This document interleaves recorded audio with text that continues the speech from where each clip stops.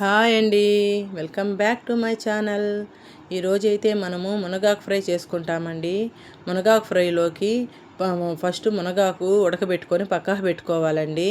మునగాకు ఫ్రైలోకి పోపు దినుసులు, ఎండుమిర్చి, వెల్లుల్లి, వేరుశెనగ పలుకులు ఇవన్నీ కావాలండి. మునగాకునైతే ఫస్ట్ ఉడకబెట్టి పక్కకు పెట్టుకోవాలి. ఫస్ట్ ప్యాన్ పెట్టుకొని మన వేరుశెనగ పలుకులు, ఎండుమిర్చి, వెల్లుల్లి ఈ మూడు దోరగా వేపుకొని పక్కకు తీసి పెట్టుకోవాలండి. ఇప్పుడు ఫస్ట్ ఆయిల్ వేసుకోవాలి ప్యాన్లోకి.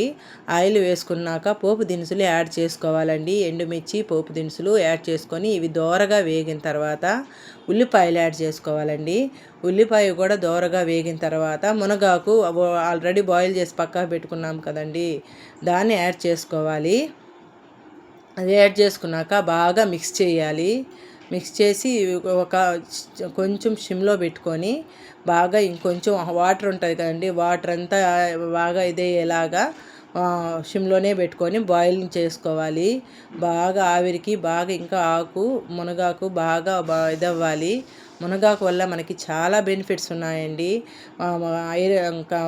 రక్తం తక్కువగా ఉండే వాళ్ళకి బాగా బ్లడ్ ఉంటుందండి.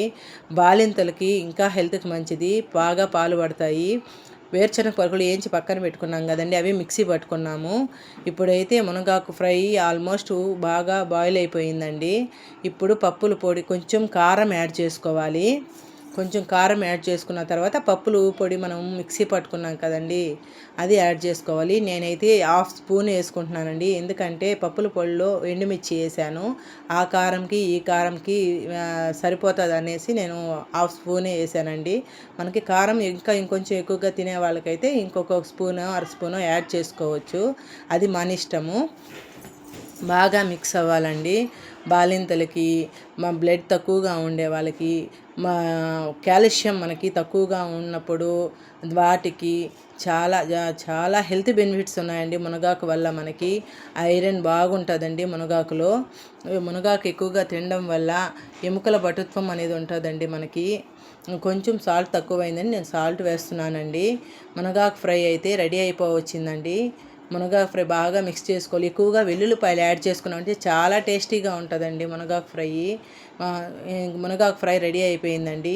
అన్నంలో కలుపుకొని తింటుంటే ఆహా అనాల్సిందేనండి. బాయ్.